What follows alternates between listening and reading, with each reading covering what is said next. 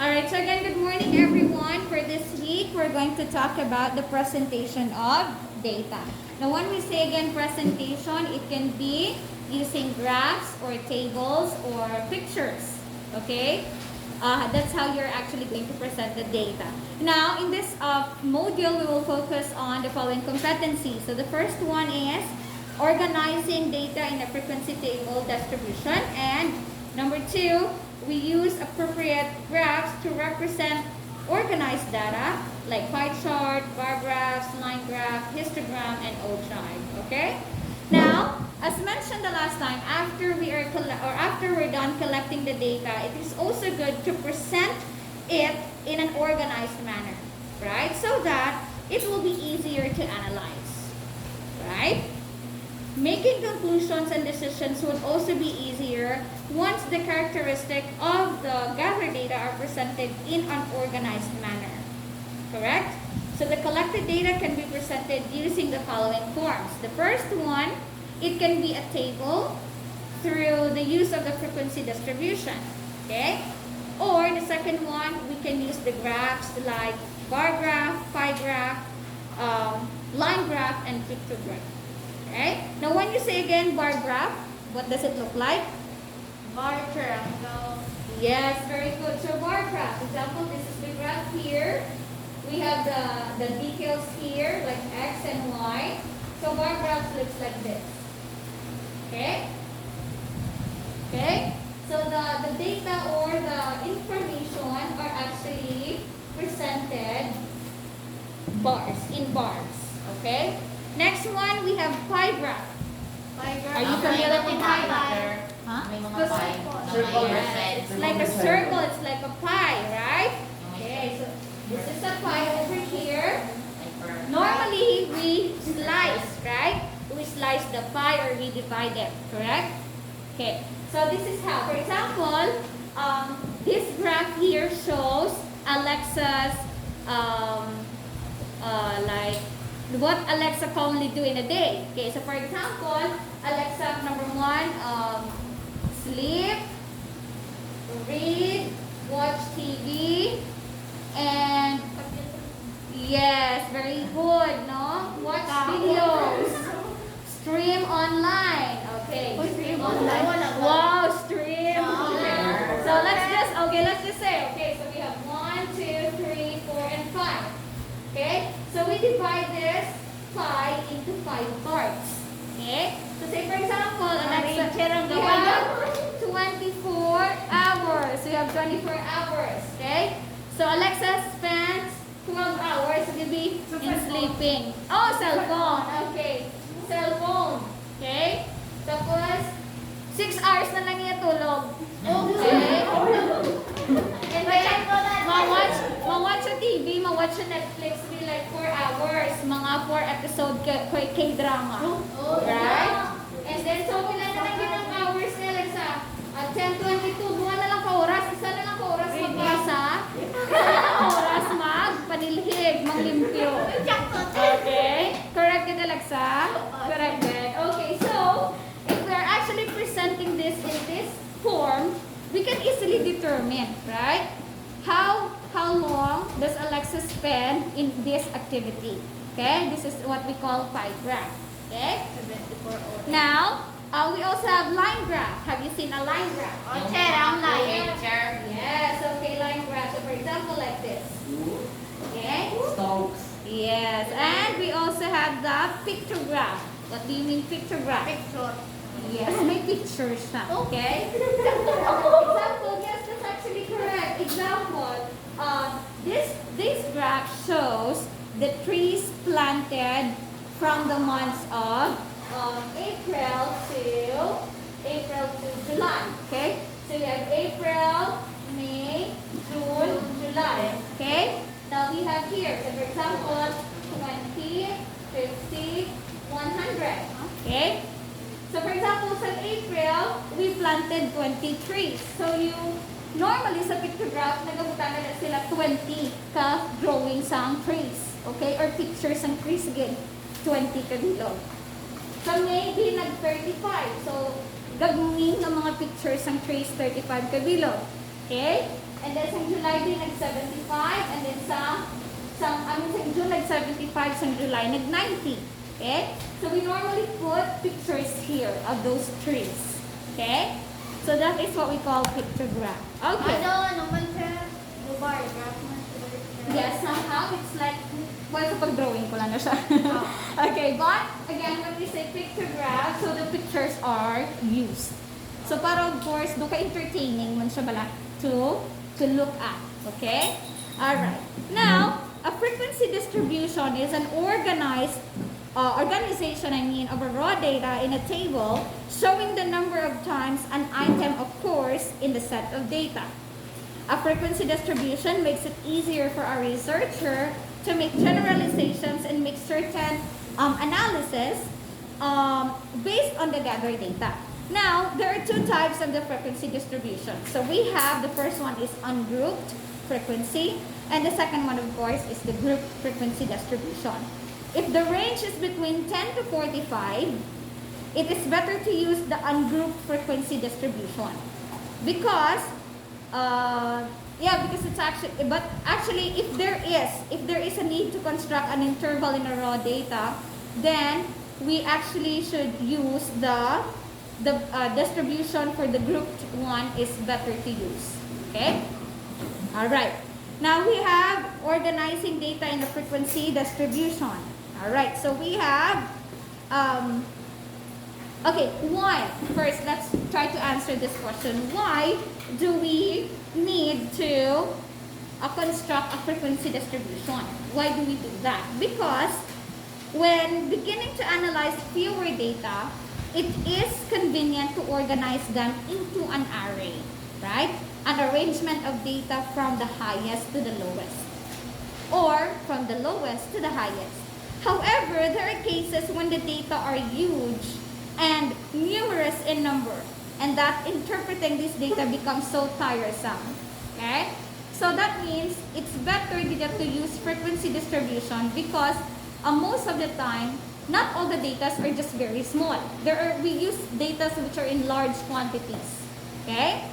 So, a frequency distribution is to be constructed. Usually, constructing this distribution table is advised for easier and faster analysis and interpretation of the gathered data.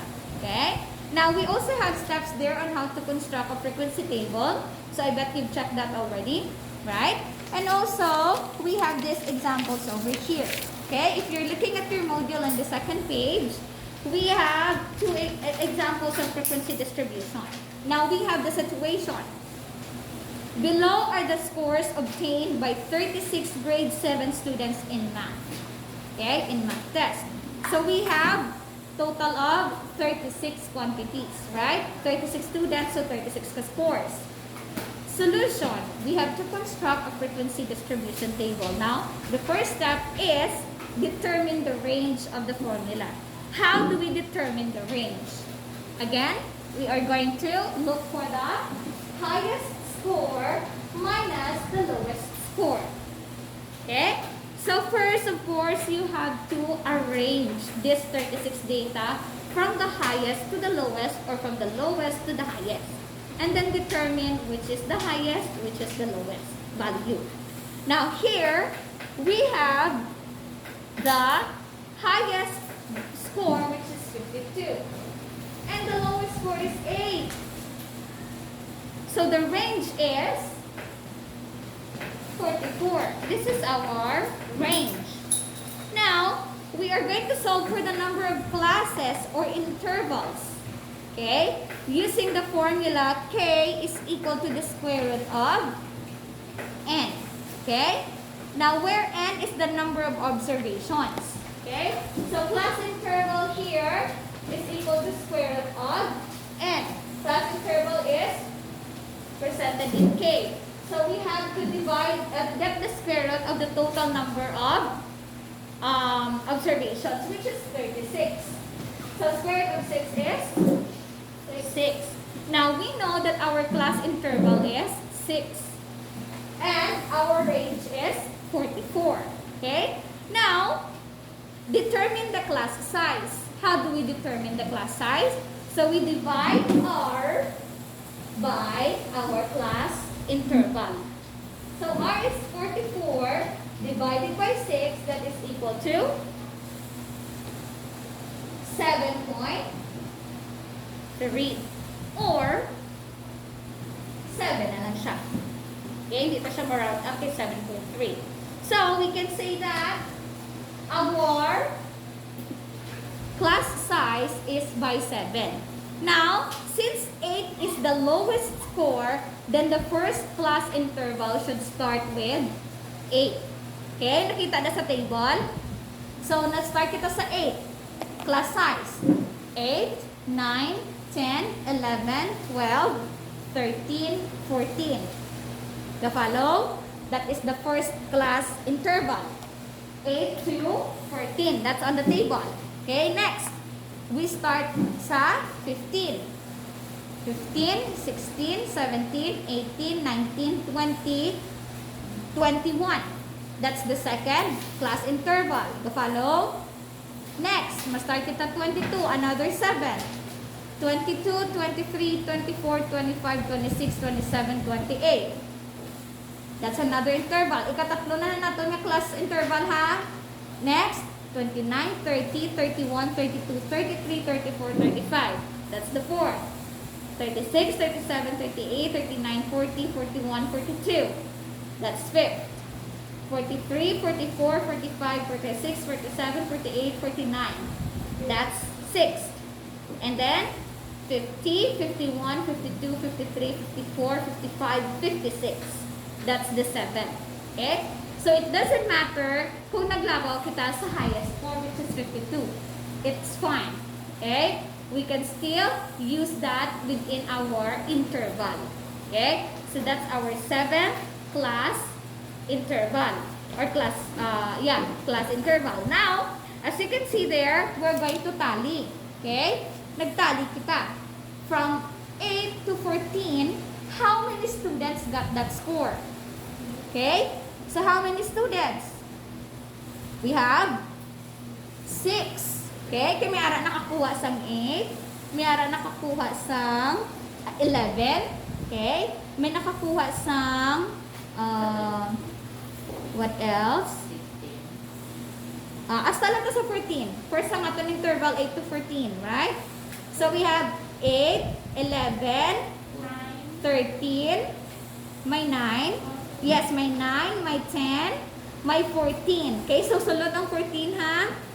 And then, another score is 8, 9, 10, 11, 13, 14. Okay, so 6.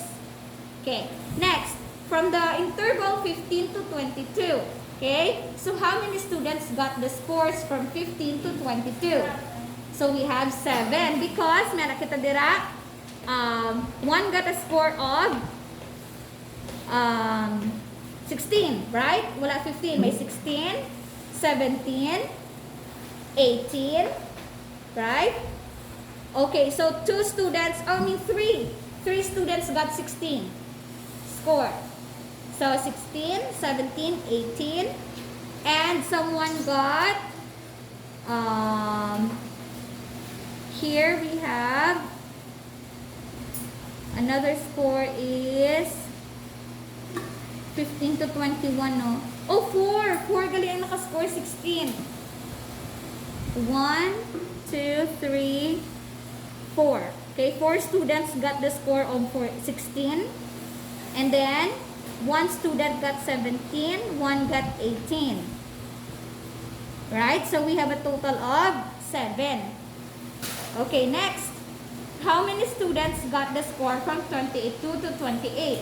So we have 5, correct? Next, from 29 to 35, we got 9 students. Okay? And then 36 to 42, we got 2 students. 43 to 49, we got 5. And from 50 to 56, we got 2 of them. Okay, may ara isa nakakuha sang 52. The other one got 51. Okay? Now, if we're going to total this, kung makita niyo sa table natin, we have 7 class intervals. Kung kuni-add natin ang tanan ng mga scores Ang total number is 36, which is the total number of students.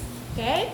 Now, as you can see there, the summary of the data in the preceding table is called the frequency distribution. Notice that the table presents the scores in groups called class interval in the first column. And the tally marks in the second column records how often does each score appear in the number of occurrences in the listed table, and the third column indicates the frequency. Okay? So, how often kada tagpila kabilog nga student ang kakuha sa among nga classes ang score. That's our frequency. Okay? Now, again, we have the different graphs there that we use to present our data. So, as mentioned earlier, we have the pie chart, or also that is called the circle graph. Okay? Circle graph or the pie chart, pie graph. Okay? Next, we have the bar graph. Okay? And also, line graph. Normally, it is used in presenting the data to indicate the trends over the period of time. Sa bar graph naman niya, it is normally used for making direct visual or comparison of data. Kung ginatry mo na compare ang mga data, so the best to use is bar graph. Okay? If you're actually using the pie graph, normally it is best used for dividing the sections, no? So, as I mentioned earlier, for example, your daily activities, so we can use pie graph to that. Okay? And also for the histogram, okay? What do we mean when we say histogram? So that is, it's like a bar graph, okay? But it is used to show the number of data or points that fall within the specific range. That's a histogram, okay? Can you see this in your module? That's the histogram. So that is actually, unlike the bar graph, histograms have no space in between. This is actually histogram, sorry. This is like histogram here. No space in between. This is like a bar graph. Pag may mga, pag na-fill in siya, that is histogram na siya. Okay? So again, bar graph over here, normally may space. Okay? This is bar graph, and this is histogram. Okay? Ang histogram niya wala spaces. Nagasunod-sunod ng mga graph, ng mga bars. And ogive, so as you can see there, ogive, it is used to show cumulative frequency for a frequency distribution. So basically, if we're actually using, or if we are in a statistics and we're actually making a graph, we normally present our data by ogive. Okay? Alright? So, any more questions? Okay. Now, in your worksheets, okay, you have how many items for worksheets? Yes, 3 items, okay? So, for the first one there, as you can see, you were given a graph, right? Meron kita na graph. I'm not sure if it's visible because of the photocopying. It's not really visible, no? So, I will try to enhance this. Okay? Maybe because of the photocopy, kaya naka-black and white siya. Okay? So, you cannot see the values of the pi. But it's fine. I'll have it corrected later. Please remind me. Okay? And then also, second part is the graph, potatoes, price of potatoes in kilograms. And also, for the third part, you're going to key in your answers here. Class interval, tally, and frequency. Okay? Questions? Alright, so thank you very much and have a good day.